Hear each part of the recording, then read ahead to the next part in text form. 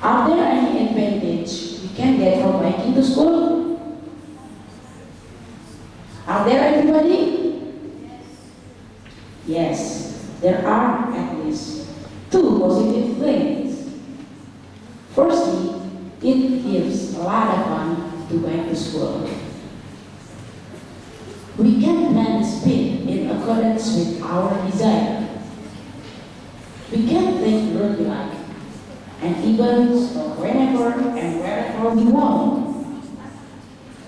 Secondly, biking to school makes us healthy. When we bike, we push our legs into the pedals to move the bike and try to keep our body in balance. We use our energy to result in power. All of us are like doing sports, and if it is done regularly, surely our body will be healthy. Do you think so, guys? Do you think so? Well, to sum up, biking to school is good for us because it gives a lot of fun and makes our body healthy. Well, that's all for now. Thank you very much for your attention and forgive me for any mistakes. Wassalamualaikum warahmatullahi wabarakatuh.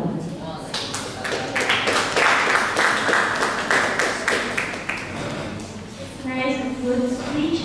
Okay, next we can questions of Jakarta. Besides they captured the police also arrested a man with initial R, who was the buyer.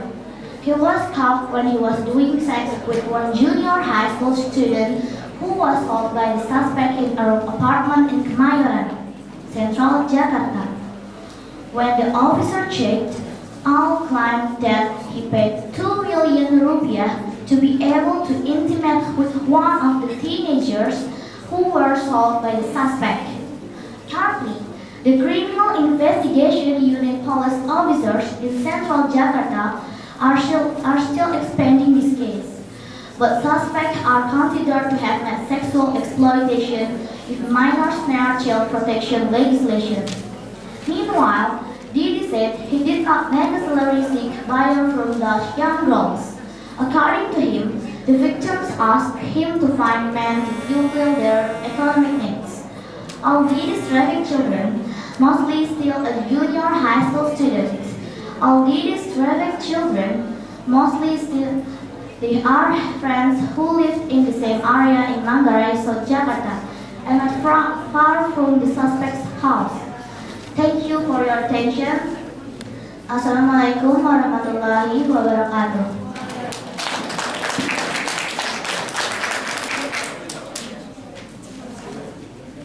Honorable judges, respectable speakers, and all beloved audiences. Assalamualaikum warahmatullahi wabarakatuh. First of all, I'd like to thank God, the creator of the universe, for his glory and mercy. Peace and salutation be upon noble messenger Muhammad Sallallahu Alaihi Wasallam, the last prophet who leads us from darkness to lightness. On this occasion, I'd like to deliver a speech entitled "One Man, One Way to Save Our Earth." Ladies and gentlemen, the Earth is a planet where many creatures, including human beings, live on. Due to the fact that human beings are the smartest creatures in the universe, the population is getting greater and greater nowadays. With its intelligence, human beings have made so many advances. Technology is invented and new equipments are created. Trees are cut down, New houses are built. All of these are supposed to make life easier and people more prosperous. Unfortunately, these advances not only create prosperity as we hope, but also cause miserable things, namely global warming. David A. King, scientific advisor to the British government, says that climate change is the most serious problem that we are facing today, more serious even than the threat of terrorism. We already have too much carbon dioxide and other greenhouse gases in the air. According to Dr. James Hansen, an American climatologist, current amount of carbon dioxide is about 385 parts per million, while the tolerable amount is 350 parts per million. It means that there must be real action to save the earth. The question is, who should take part in the action? The government? Politicians? Technocrats? Me? Or you? Or who else? In my opinion, everybody should be responsible for reducing carbon dioxide. What should we do to reduce global warming? Yes, one man should plant at least one tree. By planting more trees, carbon dioxide will be reduced. Trees absorb carbon dioxide, then produce oxygen. Oxygen is a vital thing for human beings.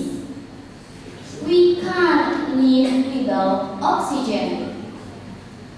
When we breathe, we take the oxygen in the air into our body, and then blood circulation will distribute oxygen through all parts of our body. That's what makes our body fresh and fresh.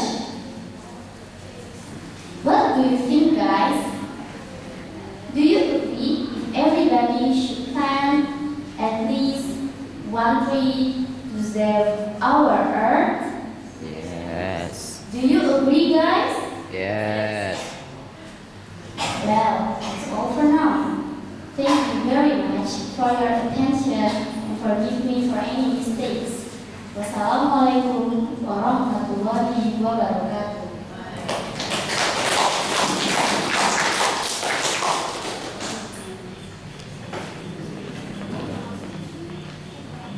Okay, let's move. 2 fingers, 3 fingers,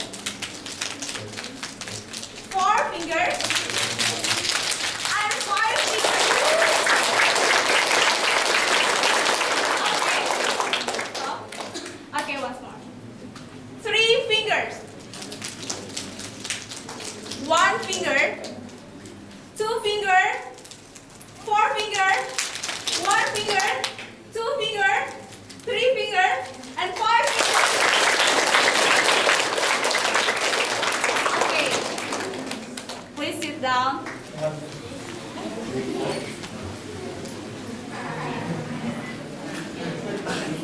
Wow. Yeah. Wow. That's your spirit. And once more, I want a big hand from all of you. 5 fingers. Okay. Are you ready? Yes. Are you ready? Yes. Are you ready? Honorable. Honorable Coordinator of Dance Storytelling, honorable judges, respectable speakers, and all beloved audiences. Assalamualaikum warahmatullahi wabarakatuh. First of all, I'd like to thank God, Allah subhanahu wa ta'ala, the creator of the universe, for His glory and mercy. Peace and salutation be upon the noble messenger Muhammad sallallahu alaihi wasallam, the last prophet who leads us from darkness to the lightness. On this occasion, I'd like to tell you a story entitled Bawang Merah and Bawang Putih. Ladies and gentlemen, in a village lives a widow with her two beautiful daughters, Bawang Merah and Bawang Putih. They had opposite characters and personalities.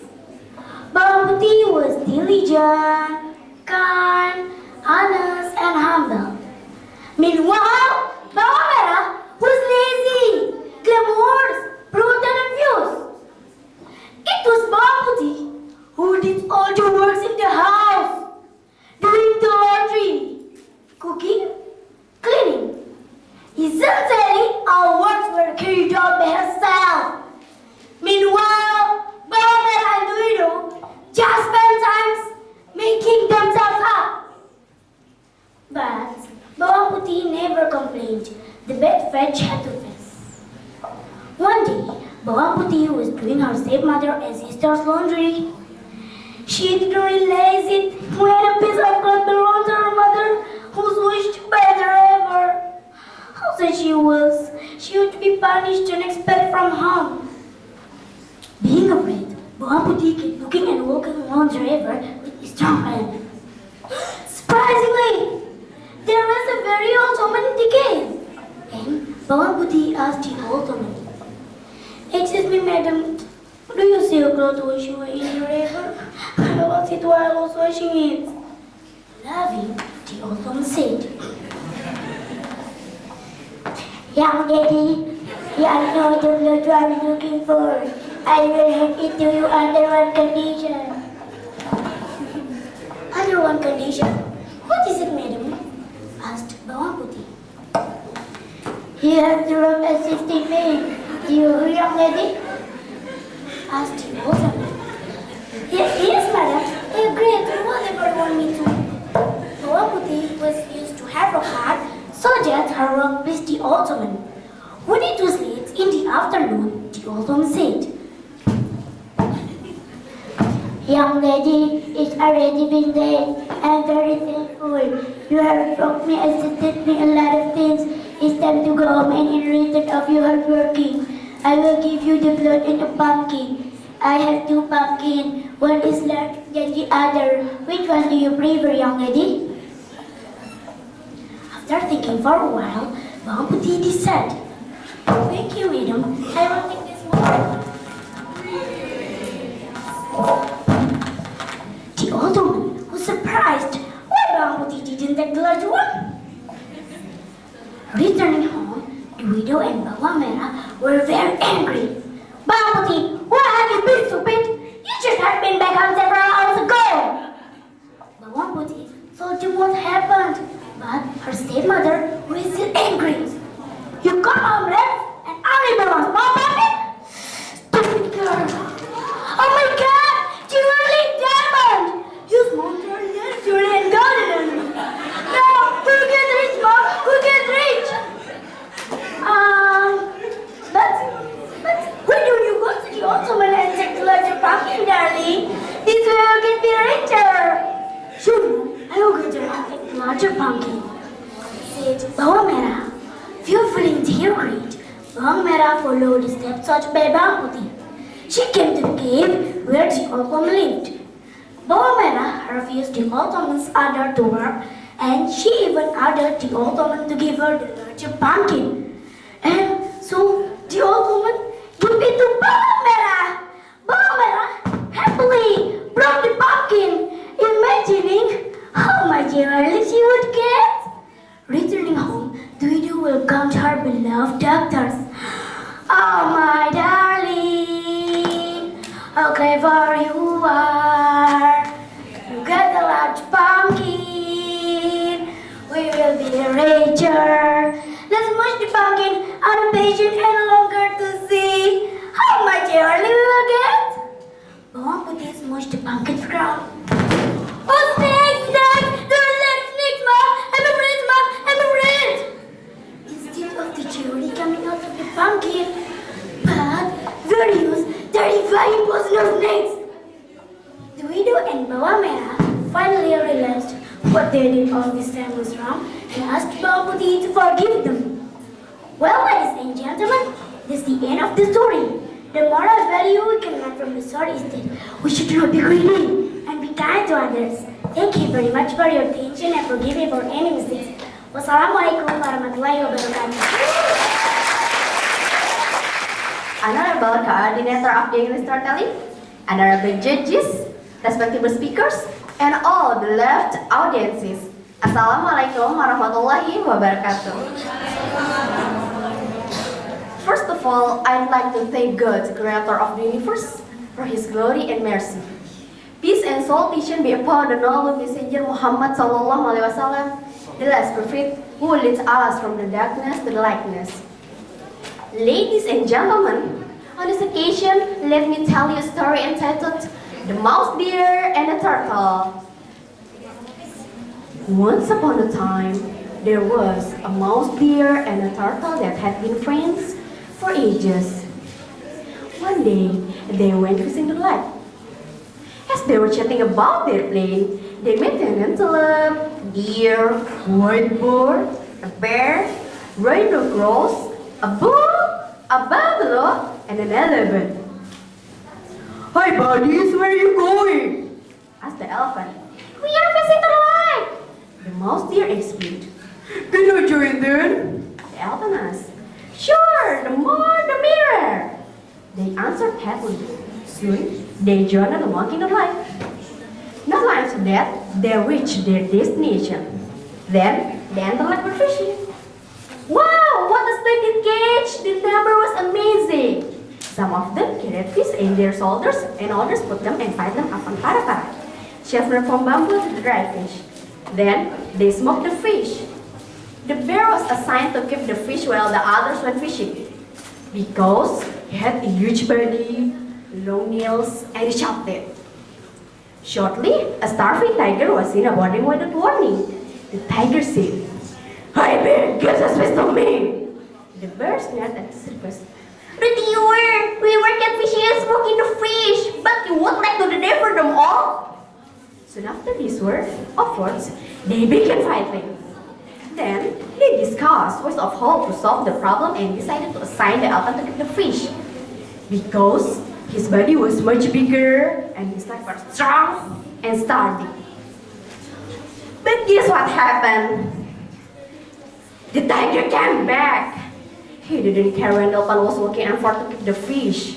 He approached the elephant. "Elephant, I asked for your dead fish." The elephant responded angrily. "Yesterday you took all dead fish and ate them up. Now you want to take them again. You are out of your mind, scoundrel." The elephant immediately lifted his trunk to strike the tiger.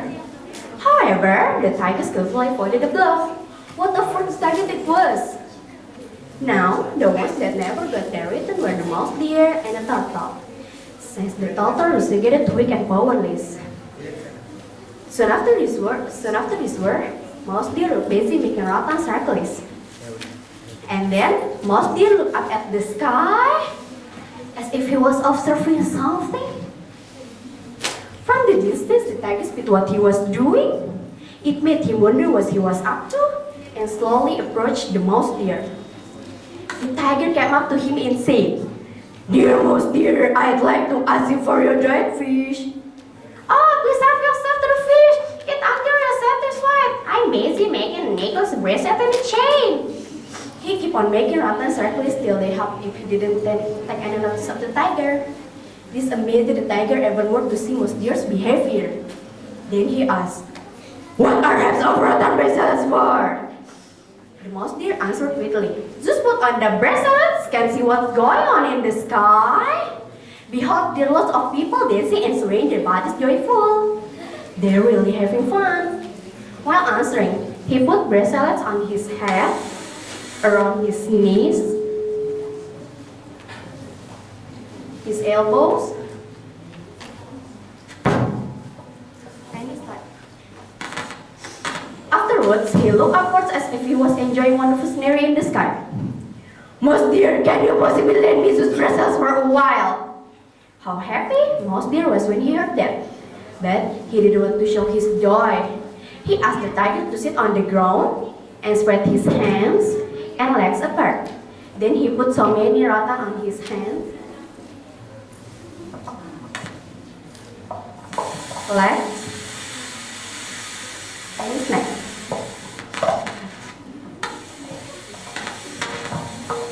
Even though all of the tiger's body had been covered with rata, he didn't see anything.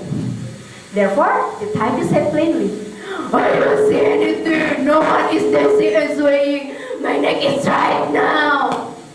How come? Moxie answered. Keep on looking. The tiger tried any possible way by rolling down, lying on his back, lying face the road, but still he couldn't see anything. Finally, he couldn't move his body.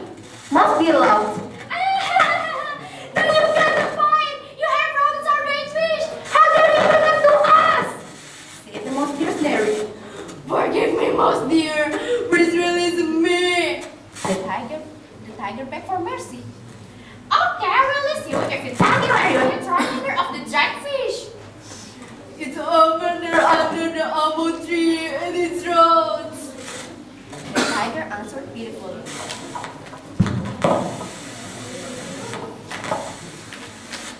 When the others returned from the lake, they felt very happy to see the tiger had been catched.